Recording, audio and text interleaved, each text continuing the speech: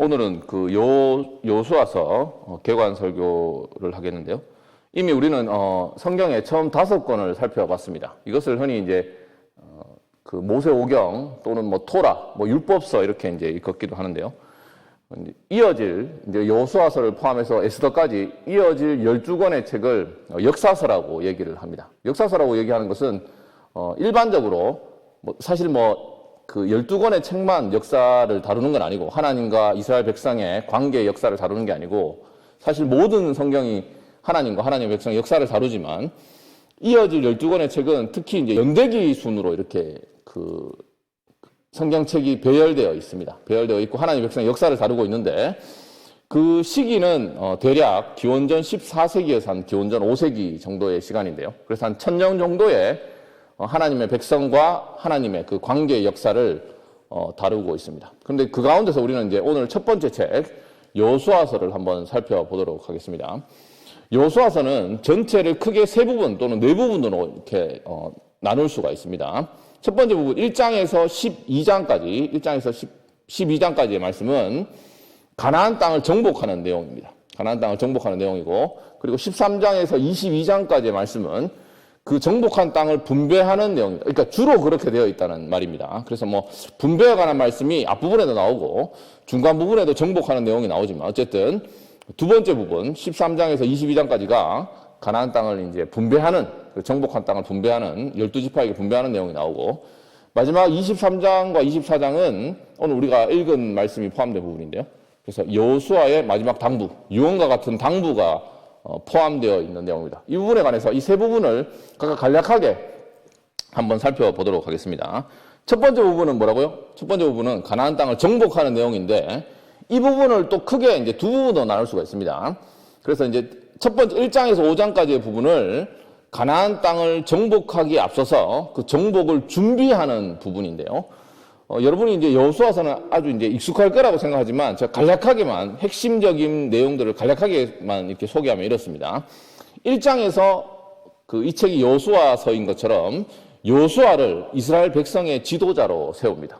지도자로 세우는데, 하나님께서 그 유명한 강하고 담대하라, 네가 밟는 모든 땅을 내가 너에게 주겠다, 그렇게 얘기하면서 좌로나 우로나 치우치지 말고 하나님의 말씀을, 율법 말씀을 잘 지켜라. 그러면 이 땅을 너에게 주고 너를 이 땅에 이 이스라엘 백성의 지도자로 세우겠다, 이렇게 말씀하고, 백성들도 여호수아를 따르겠다, 이제 이렇게 말씀을 합니다. 2장 내용은 어떤 내용이냐면 그 여리고를 정탐하는 내용이 나옵니다. 여리고를 정탐하는 내용이 나오는데, 이 정탐의 내용을 보면 그 민수기에서 그 12정탐꾼들이 정탐하고 말했던 것과는 사뭇 다른 그런 평가를 내리는 아주 중요한 내용이 나오고요.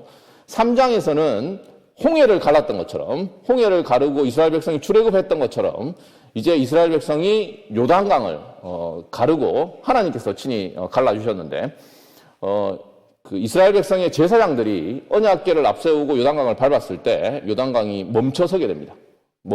요단강 물이 끊어지고 멈춰서게 되는데, 그 강을 마른 땅처럼 이스라엘 백성들이 건너는 내용이 3장에 나옵니다. 3장에 나오고, 4장 내용은 이제 그 요단강에 있는 그 마른 땅에 있는 돌을 가지고 길갈에, 그러니까 요단강을 중심으로 해서 가나안 땅에 들어와서 그 가나안 땅에 그 길갈이라는 곳에 처음 정착한 그 길갈이라는 곳에 이제 그 요단강에 돌을 세우는 내용이 나옵니다.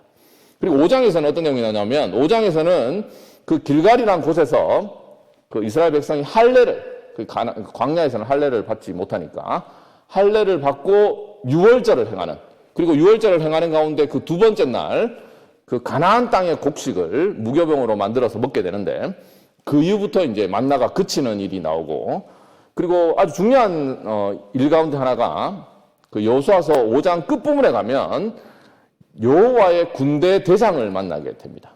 여호와의 군대 대장을 만나서 그 칼을 빼고 서 있는 여호와의 군대 대장을 만나고, 여호와의 군대 대장을 만나는 사건 이후 직후부터 이제 본격적인 가나안 땅을 정복하는 내용이 이제 6장부터 계속 이제 이어지게 됩니다. 6장은 우리가 잘 아는 것처럼 그 유명한 여리고성을 함락시키는 내용이 나오고, 7장, 8장은 아이성을 이제 그 아이성 전투가 있는데, 아간 때문에 아이성 전투의 첫 번째는 패배했다가 그 아간의 죄를 처리하고 나서 아이성을 정복하는 내용이 나오게 됩니다. 그리고 이제 9장 10장에서는 가나안 땅의 그 남부 지역을 이제 정복을 하고, 그리고 11장에서는 가나안 땅의 북부 지역을 이제 정복하게 됩니다. 그럼 그 중간은 교통의 그 요충지인 중간은 이제 여리고성이 해당되는데 그 지역을 이제 정탐하는 내용이 이제 전반부 내용이고, 그 후반부 내용은 13장부터 22장까지의 내용은 이 정복한 땅을 분배하는 그런 내용이 나오게 됩니다. 그래서 먼저 이제 유다 지파에게 가나안 남부 지역을 이제 분배를 하고, 그리고 이제 그 요셉 자손에게 북부 지역을 분배를 합니다. 그리고 18장, 19장에는 7지파를, 그러니까 이제 유다 지파와 요셉 지파, 그리고 7지파를 분배를 합니다. 그게 이제 18장, 19장까지 내용이고, 그러면 이제 세 지파가 남죠. 루벤, 갓, 그리고 레위 지파가 남는데, 22장에서 루벤 지파와 갓 지파와 므낫세의 절반 지파에게 요단강 그 동편 지역, 이게 요단강을 건너왔는데 요단강 동편 지역을 이제 나누어 주게 됩니다. 이건 사실 민수기에서 모세에게 이제 루벤 지파와 갓 지파가 모세에게 그 요단강 동편이죠. 동편이 이제 가축을 치기에 좋기 때문에 거기에 정착하게 해달라 이렇게 약속을 미리 이제 약속을 하고 나서 가나안 정복 전쟁을 치르고 나서 이제 다시 이제 루벤 지파와 갓 지파와 므낫세 반 지파가 이제 요단강 동편으로 가게 됩니다. 동편으로 가게 됩니다. 이제 한 지파 남았죠. 이제 레위 지파의 분배 내용이 여호수아서 21장의 내용에 나오게 됩니다. 그런데 레위 지파의 땅 분배가 여호수아서를 보면 재밌습니다. 뭐냐면 레위 지파는 살 성읍, 살 집과 제사에 필요한 가축에 필요한 목초지만을 줍니다. 그래서 특정한 지역에 예를 들어 뭐 유다 지파면 뭐 가나안 남부, 아니면 요셉 지파면 가나안 북부 이렇게 주는 게 아니고, 레위 지파만은 어떤 특정한 지역을 주는 게 아니고 살 곳과 동물을 키울 공간만 주게 됩니다. 그 이유가 그렇습니다. 이유가 뭐냐면 크게 이제 두 가지 이유가 있는데, 한 가지 이유는 그래서 이제 레위 지파는 쉽게 얘기해서 가나안 땅 전역에 사방이 흩어져서 이제 살게 되는데, 그렇게 하는 이유가 두 가지입니다. 첫 번째 이유는 레위 지파가 하나님의 율법을 가르치는 일도 같이 했었거든요. 그래서 이제 하나님의 땅, 약속의 땅에서, 약속의 땅은 단순히 그냥 뭐 행복하게 젓가 끓이 우리는 좋은 땅이 아니라 하나님의 말씀의 다스림을 받고 하나님과 교제하는 땅 아닙니까? 그래서 그 땅에서 하나님의 뜻이 무엇인지, 하나님을 섬기는 도가 무엇인지, 거룩하신 하나님 앞에서 하나님의 백성으로서 거룩하게 사는 방법이 무엇인지를 배우고 잘 가르치기 위해서 레위 지파가 그 역할을 하거든요. 그래서 이제 사방 전역에 레위 지파가 이제 흩어져서 살게 됩니다. 그리고 함께 또 한 가지 이제 분명하게 이제 그 여호수아가 밝히고 있는 이유가 있는데, 그 두 번째 이유는 레위 지파에게는 하나님 자신이 그들의 기업이기 때문입니다. 그래서 이제 땅을 기업으로 주지 않는 겁니다. 그래서 이제 여호수아서 13장 34절과 여러 곳에서 이제 이 얘기를 아주 강조해서 말하고 있는데요. 이렇게 말씀하고 있습니다. 여호수아 13장 33절에 이렇게 말씀합니다. 오직 레위 지파에게는 모세가 기업을 주지 아니하였으니 이는 그들에게 말씀하신 것과 같이 이스라엘의 하나님 여호와께서 그들의 기업이 되심이었더라라고 말씀합니다. 이거 사실 민수기에서도 말씀하고 있는데요. 아론의 경우, 그리고 제사장의 경우에도 다른 기업이 없고 오직 여호와께서 너희의 기업이다라고 이렇게 말씀하시면서 하나님만이 유일한 만족과 기업이다라고 말씀해 주십니다. 그래서 이스라엘 백성들은 레위 지파를 보면서 자기들 가까이에, 그리고 사방에 흩어져 있는 레위 지파를 보면서 그들을 통해서 말씀을 배울 뿐만 아니라 하나님의 율법의 가르침을 배울 뿐만 아니라 레위 지파를 보면서 그걸 상기하는 겁니다. 가나안 땅에서 우리가 이렇게 복되게 사는 것은 사실 이런 복을 누리고 살지만 참된 복과 만족이 우리 하나님께 있다. 우리의 기업도, 여러 가지 이유에서 레위 지파가 특별히 이제 그런 어떤 독특한 역할을 맡고 어떤 의미에서는 희생을 감수하며 사는 거지만, 저런 어떤 하나님을 전적으로 섬기며 말씀을 가르치고 그리고 말씀 중심의 삶을 사는, 지금 와서 그러니까 뭐 사역자들만 복되다 이런 얘기를 하려는 게 아니라 그런 모든 일상적인 섬김과 삶 가운데서 하나님께서 우리의 유일한 만족이고 복이다. 하나님만이 기업이다. 이 가나안 땅에서 우리의 복은 바로 하나님 뜻대로 살면서 하나님과 교제하는 삶이 하나님이 기뻐하시는 삶이고 그게 바로 우리의 기업이고 만족이다. 이건 이제 레위 지파를 통해서 레위 지파를 보면서 이제 이스라엘 백성들이 확인을 하는 겁니다. 확인을 하는 겁니다. 그래서 예레미야 그 선지자도 이렇게 말씀했는데요. 사실 이건 이스라엘 백성 모두에게 하나님 백성 모두에게 해당하는 말씀인데 이렇게 말씀합니다. 내 심령에 이르기를 여호와는 나의 기업이시니 그러므로 내가 그를 바라리라 하도다. 이것이 바로 이스라엘 백성 그리고 하나님의 모든 백성이 자신의 참된 복과 만족이 무엇인지를 분명히 가르쳐주는 그런 말씀이라고 할 수 있겠습니다. 그리고 마지막 부분이 이제 23장에서 24장 말씀이라고 그랬죠. 거기서 이제 여호수아가 유언과 같은 당부를 하게 됩니다. 그게 바로 이 말씀이죠. 너희가 섬길 자를 오늘 택하라. 오직 나와 내 집은 여호와를 섬기겠노라라는 말씀이 나옵니다.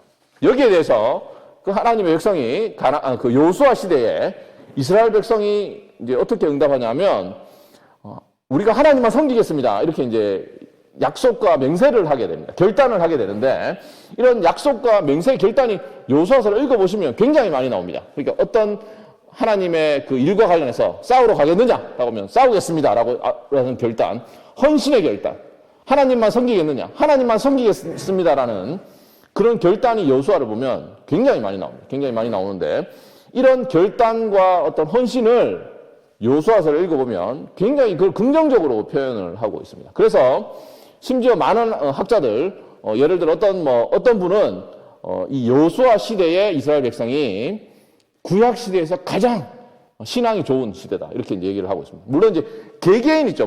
아브라함이든 다윗이든 다니엘이든 굉장히 뛰어난 믿음의 영웅들과 선배들이 있었는데 그게 아니라 여호수아 시대로 보면 이스라엘 백성들이 굉장히 사실 구약 성경 읽어보면 참 하나님께 늘 반역하고 불순종하는 시대였지만 여호수아 시대는 참 아주 복되고 굉장히 신앙이 신실하게 하나님을 따랐던 시대다.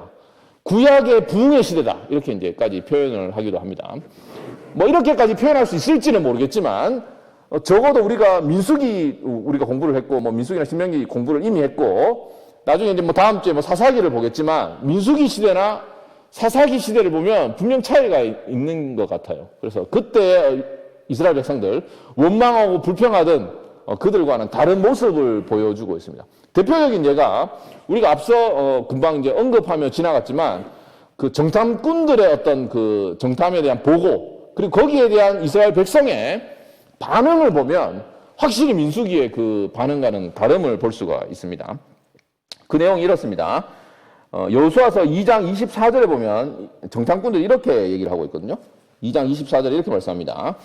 진실로 여호와께서 그 온 땅을 우리 손에 주셨으므로 그 땅의 모든 주민이 우리 앞에서 간담이 녹더이다 하더라 라고 얘기를 하고 있고 거기에 대해서 이스라엘 백성들도 맞습니다 라고 믿음의 응답을 하고 반응을 하고 싸우러 가자. 하나님께 우리에게 주셨으니까 그 성을 우리가 취할 수 있을 것이다 라고 얘기를 하고 있습니다.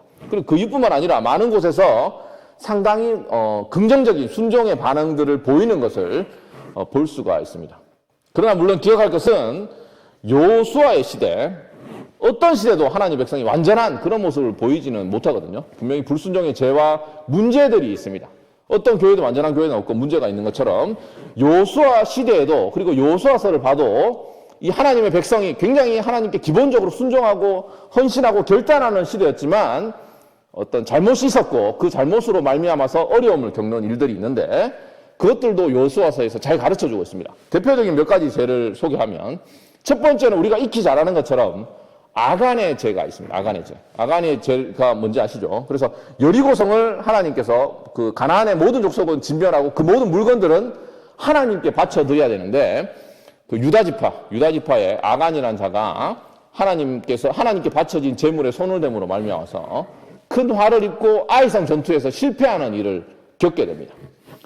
그런데 우리가 제가 여러분과 함께 나눌 것 중에 특히 관심을 갖고 싶은 게 뭐냐면 여호수아 9장에 나오는 죄입니다. 여호수아 9장에 나오는 죄인데 아주 그 흥미로운, 뭐 제가 흥미롭다고 하면 되겠지만 흥미로운 말씀이 나오는데 거기서 이스라엘 백성이 아주 중요한 실패를 기록하고 있습니다. 그게 뭐냐면 여호수아 9장에 보면 어떤 죄가 강조되고 있냐 하면 하나님의 백성이 하나님께 묻지 않은 것, 그것을 죄라고, 잘못이라고, 큰 실수라고 지적하고 계십니다. 9장에 보면 어떤 내용이 나오냐 하면 그 가나안 족속 가운데 기브온이라는, 기드온 말고 기브온 족속이 이스라엘 백성에게 화친하려고, 그러니까 그 얘기를, 여리고성을 무너뜨리고 요단강을 건넌 그 놀라운 하나님의 백성이니까 가만히 있다가는 이제 진멸당하겠다, 뭐 이렇게 생각을 했겠죠. 그래서 화친을 하려고 이스라엘 백성에게 찾아옵니다. 그런데 가나안 족속과는 절대 화친하면 안 되거든요. 그래서 그 먼 나라 백성과는 화친할 수 있지만 가나안 족속들은 모두 다 진멸시켜야 됩니다. 진멸시켜야 되는데 그게 거룩하신 하나님의 뜻인데 여호수아와 그 이스라엘 백성의 족장들이 어떻게 했냐면 그 기브온 족속이 속인 거죠. 그래서 이제 허름한 옷에 여러 가지 이제 음식들이 있는데 뭐 떡이 있는데 그 뭐 예를 들어 막 상하고 곰팡이 피고 마른 음식을 갖고 온 것을 가지고 그 여호수아와 그 족장에게 뭐라고 얘기하냐면 우리가 먼 나라에서 왔으니까 이렇게 여러 가지 상한 음식을 갖고 이렇게 왔는데 우리가 먼 나라에서 왔으니까 우리가 화친하자 이렇게 얘기를 합니다. 그때 여호수아와 족장들이 하나님께 묻지 않고 그들과 화친을 합니다. 그래서 성경은 이렇게 말씀합니다. 여호수아 9장 14절에서 15절 말씀인데 이렇게 말씀합니다. 기브온 족속이 무리가 그들의 양식을 취하고는 어떻게 할지를 여호와께 묻지 아니하고 여호수아가 곧 그들과 화친하여 그들을 살리라는 조약을 맺고 회중 족장들이 그들에게 맹세하였더라. 그러니까 하나님께 묻지 않은 것을, 하나님께 기도하지 않은 것을 큰 잘못과 죄로 말씀하고 있습니다. 이것을 부자귀의 죄라고 이제 어렵게 그렇게 얘기를 하거든요. 뭐냐 하면 하나님께서 하나님의 백성에게, 특별히 영적 지도자들에게 굉장히 중요한 의무와 선한 의무로서 얘기하는 것들이 있습니다. 뭐 대표적인 이제 오늘 말씀에 있는 것은 기도하는 겁니다. 아주 중요한 순간에 기도하는 것들인데 이런 선하고 마땅한 의무를 여러 가지 뭐 게으름이나 아니면 부주의나 교만 등으로 소홀히 하는 것. 그러니까 우리가 사실 하나님의 말씀을 어기면 죄 아닙니까? 하나님께서 하지 말라는 잘못을 범하면 죄지만, 그것도 죄지만, 하나님께서 신자들의 유익과 복을 위해서, 하나님의 영광을 위해서 하라고 명령한 복된 의무들이 있습니다. 대표적인 예는 기도 같은 거죠. 복된 의무들을 소홀히 하는 것도 죄입니다. 소홀히 하는 것. 특별히 이런 중요한 상황 가운데서 하지 않은 것, 이런 것도 큰 어떤 죄라고 할 수 있겠죠. 그래서 성경은 여러 많은 상황에서, 온갖 상황에서 기도를 했고 기도하라고 말씀하고 있습니다. 그리고 특별히 영적 지도자, 여호수아나 족장들, 아주 중요한 결정과 판단을 해야 될 자들에게 기도하라고 분명히 얘기를 하고 있고, 이런 어떤 기도하지 않는 것을 굉장히 심각한 문제와 죄로 얘기를 하고 있습니다. 그래서 이런 기도는 굉장히 중요하고 의미심장한 의무이면서, 물론 의무이기만 한 게 아니죠. 기도는 굉장히 복된 일입니다. 복된 일. 우리의 사랑을 고백하고 하나님께서 우리의 기도를 들으신다는 그것이 들으심으로 말미암아 우리가 주님을 사랑한다고 시편 기자가 말한 것처럼, 그리고 하나님께서 우리의 기도를 들으시기 때문에 우리가 평생에 기도한다고 얘기한 것처럼 우리는 기도 가운데 하나님과 교제하고 그 사랑을 확인하는 굉장히 복된 순간이면서 동시에 기도는 하나님의 백성에게 중요한 의무, 아주 굉장히 복되고 중요한 의무임을 여호수아서는 말해주고 있습니다. 물론 이런 여호수아에서 이런 아주 중요한 잘못들, 범죄들이 있었고 그들로 완전하지 않았습니다. 그럼에도 불구하고 기억할 것은 이들이 굉장히 복된 시대였고 하나님의 뜻에 순종하고 섬기려고 굉장히 애를 쓴, 그래서 하나님께서 명한 전쟁을, 물론 그 전쟁에서도 여러 가지 뭐 이유나 어려움 때문에 전쟁을 완벽하게 치르지 못한 모습을 보이지만 어쨌든 여호수아 시대의 하나님의 백성들은 굉장히 하나님의 뜻을 따라서 전쟁에 임했고 결단했고 하나님 영광을 위해 싸우기 위해 결단했고 승리를 얻은 그런 시대였습니다. 그런데 기억할 게 있습니다. 여호수아서를 보면 이런 승리의 영광을 열심히 싸웠으니까 그 이스라엘 백성에게 돌리는 게 아니라 하나님께 돌립니다. 하나님께 그 영광을 돌립니다. 왜 그렇습니까?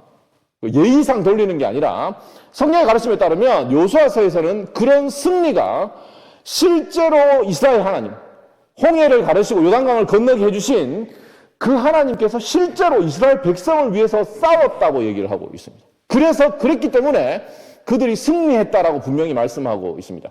우리가 앞서 살펴본 것처럼 싸우기 직전에 그 싸움의 준비가 여호수아 그 5장까지의 말씀이라고 그랬는데, 싸우기 직전에 그들은 여호수아가 누구를 만났다 그랬어요? 5장 말미에서 여호와의 군대 대장을 만납니다. 여호와의 군대 대장을 만나고 그 만나는 사건, 그 사건 있고 나서 비로소 여리고 전쟁을 치르게 됩니다. 그래서 그 말씀은 여호수아서의 승리의 모든 승리는 하나님께서 위에 싸워 주셨기 때문에 승리합니다. 여호수아가 뭐 지도력이 있었기 때문이 아니고 이스라엘 백성이 뭐 타고난 싸움꾼이거나 아니면 그들에게 군사력이 뛰어나거나 아니면 좋은 어떤 무기가 있다거나 이게 아니라 오히려 가나안 족속들에게 철병거가 있었다고 얘기를 하고, 그들에게는 가나안 땅 광야에서 광야 생활을 하다가 와서 무슨 어떤 힘과 그리고 무기가 있었겠습니까? 오직 여호와께서 그들을 위해 싸워 주셨기 때문에 이긴 겁니다. 여러분 생각해 보십시오. 요단강을 건너게 하신 분이 누굽니까? 그리고 그 여리고성을 무너뜨린 분이 누구세요? 심지어는 아간이 범죄했을 때 그 범죄한 아간을 색출하신 분이 누굽니까? 다 하나님이 하신 건 아닙니까? 뿐만 아닙니다. 그 여호수아서에 보면 하나님께서 요단강 물을 멈추실 뿐만 아니라 해와 달을 멈췄다는 얘기가 나옵니다. 아모리 5왕을 완전히 진멸하게 하기 위해서 하나님께서 해를 멈췄다는 말씀이 나옵니다. 여호수아서 10장 13절 14절에 보면 이렇게 말씀합니다. 태양이 머물고 달이 멈추기를 백성이 그 대적에게 원수를 갚기까지 하였느니라. 야설의 책에 태양이 중천에 머물러서 거의 종일토록 속히 내려가지 아니하였다고 기록되지 아니하였느냐. 여호와께서 사람의 목소리를 들으신 이 같은 날은 전에도 없었고 후에도 없었나니 이는 여호와께서 이스라엘을 위하여 싸우셨습니다. 이 모든 것이 하나님께서 이스라엘 위해서 싸운 싸움이고, 그래서 이스라엘이 이긴 거예요. 하나님께서 이스라엘 대신 싸워주신 겁니다. 그런데 기억할 게 있습니다. 하나님 혼자 싸워도 이기잖아요. 하나님이 우리를 위해 싸워주시면 우리의 노력과 수고가 필요합니까? 하나님만으로 충분하시잖아요. 그런데 여호수아를 보면 하나님의 백성은 하나님의 영광을 위한 싸움에서 싸워야 하고 열심히 싸워야 하고 그 싸움에 동참합니다. 하나님이 싸운다고 해서 우리는 그 뒷짐지고 팔짱 끼고 박수치는 자리에 서 있는 게 아니고 그 싸움에 실제로 참여해서 싸웁니다.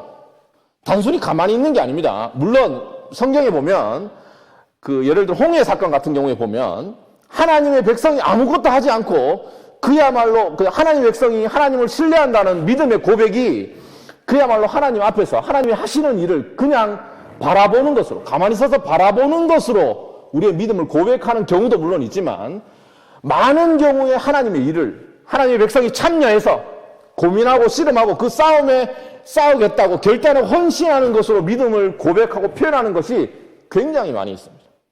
하나님만이 유일한 구원자시지만 우리도 그리스도께서 우리의 지혜와 의로움과 구원함 모든 것이 되시지만 하나님의 백성도 두렵고 떨림으로 구원을 이루고 하나님의 일에 참여하고 동참하는 것이 하나님께서 하나님의 일을 이루시는, 하나님의 구원을 이루시는 그런 방법임을 또 여호수아서는 아주 중요한 어떤 성경적 진리를 가르쳐 주고 있습니다. 마지막 그 여호수아의 그 권면이 뭐라고요? 섬길 자를 택해라. 섬길 자를 택해라는 것은 네가 여호와를 위한 그 싸움에 참여하라는 그런 결단과 마찬가지인데, 마지막 결단이 이렇습니다. 마지막 선택에 대한 권면이 이렇습니다. 우리가 읽었지만 24장 15절에서 제가 다시 한번 상기시켜 드리면 이렇습니다. 만일 여호와를 섬기는 것이 너희에게 좋지 않게 보이거든 너희 조상들이 강 저쪽에서 섬기던 신들이든지 또는 너희가 거주하는 땅에 있는 아모리 족속의 신들이든지 너희가 섬길 자를 오늘 택하라. 오직 나와 내 집은 여호와를 섬기겠노라라고 이제 묻습니다. 그렇게 하자 하나님의 백성들, 이스라엘 백성들이 어떻게 응답했죠? 우리가 읽은 것처럼 우리가 하나님을 섬기겠습니다. 그분이 우리와 함께 하셨고 우리의 대적을 몰아내셨고 우리에게 구원을 주셨으니 우리가 하나님을 섬기겠습니다. 하나님이 바로 이 여호와 하나님이 우리 하나님이십니다. 이렇게 얘기를 합니다. 그런데 재미있는 내용이 이어집니다. 요수아가 다시 이렇게 말씀합니다. 초를 치는 듯한 이스라엘 백성이 하나님을 섬기겠다는 그 결단에 초를 치는 듯한 그런 어떤 말씀을 하는데요. 이어서 이렇게 말씀합니다.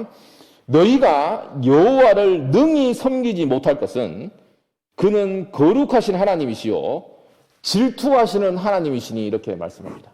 그래서 제일 처음에는 여호수아가 한번 이 본문 말씀을 잘 생각해 보시기 바랍니다. 제일 처음에는 여호수아가 너희가 좋게 보이는 바로 그 신을 섬겨라 이렇게 얘기를 합니다. 그러니까 만약 하나님을 섬기는 게 좋지 않으면 다른 신을 섬겨라라고 하는 것처럼 얘기를 합니다. 그래서 이스라엘 백성이 섬기겠다고 얘기를 하니까 다시 한번 낙심케 만드는 사실 좌절케 만드는 그런 말을 합니다. 그게 뭐냐면 너희가 하나님을 섬기지 못할 것이다 이렇게 얘기를 합니다. 하나님은 거룩하시고 질투하는 하나님이니 섬기지 못할 것이다 이렇게 얘기를 하는 것 같습니다. 그런데 그게 아닙니다. 여호수아가 얘기하는 것은 지금 이 하나님 너희와 함께했고 너희를 구원했고 싸워주신 그 하나님, 이 하나님 말고 다른 하나님을 섬기는 그 복이 있을 수 있느냐라는 얘기를 하는 겁니다. 쉽게 해서 하나님 백성으로 하여금 선한 열심을 불러일으키기 위해서 이런 말을 하는 겁니다. 그래서 이 하나님을 섬기든지 다른 신을 섬기든지 알아서 하라는 게 아니라 참으로 중심에서 이 하나님, 유일한 우리의 복과 만족이신 이 하나님을 섬기자라는 권면을 하는 겁니다. 그러니까 우리의 참된 그 열심과 선택과 결단을 촉구하는 겁니다. 여기에 대해서 이스라엘 백성은 또다시 재차 하나님을 섬기겠다고 다짐을 합니다. 그리고 이 다짐은 선한 다짐과 결단이었고 이런 것에 대해서 이 여호수아서도 아주 굉장히 긍정적으로 평가를 하고 있습니다. 그래서 여호수아서 24장 31절은 이렇게 얘기를 합니다. 이 여호수아 시대에 바로 이 시대의 하나님 백성들에 관해서 아주 굉장히 긍정적인 평가를 하는데 이렇게 말씀합니다. 24장 31절은 이렇게 말씀합니다. 이스라엘이 여호수아가 사는 날 동안과 여호수아 뒤에 생존한 장로들 곧 여호와께서 이스라엘을 위하여 행하신 모든 일을 아는 자들이 사는 날 동안 여호와를 섬겼더라라고 얘기를 합니다. 그래서 이 시대 여호수아 시대의 하나님 백성들은 하나님을 제대로 알고 경험을 한 거죠. 하나님이 실제로 요단강을 건너고 그리고 여리고를 치고 아이성을 무너뜨리고 태양을 멈추고 그 모든 과정 가운데서 하나님께서 함께 하셨다는 것을 믿음의 눈으로 알고 인격적으로 경험을 한 겁니다. 그래서 그 하나님의 백성들에게 여호수아가 묻는 겁니다. 나나 내 집은 여호와를 섬기겠다. 너희들 보기에 좋은 신을 섬겨라 이렇게 얘기를 하는 겁니다. 이 물음은 이스라엘 백성, 당시의 이스라엘 백성에게만 하는 말이 아니겠죠. 저와 여러분에게 그리고 모든 하나님의 백성에게 이 하나님을 섬기겠느냐라고 묻는 겁니다. 너희들이 이 거룩하시고 이 질투하시는 이 하나님을 섬기겠느냐라고 묻는 겁니다. 이런 어떤 여호수아의 질문은 사실 하나님께서 여호수아를 통해서 저와 여러분에게 하시는 질문일 겁니다. 여러분, 이런 질문에 여러분은 어떻게 응답하시겠습니까? 여호수아처럼 나와 내 집은 여호와를 섬기겠습니다. 이렇게 묻는 것은 그냥 단순히 그러니까 정말 알고 우리가 인격적으로 하나님을 알고 경험한 자들은 당연히 여호수아처럼 그렇게 고백할 수밖에 없는 그런 것이라고 여호수아가 묻고 있는 겁니다. 사실 이런 질문은 예수님께서도 하나님 당시 예수님을 따르던 자기 백성들에게 질문하셨습니다. 여러분 요한복음 5장 말씀을 요한복음 6장에 보면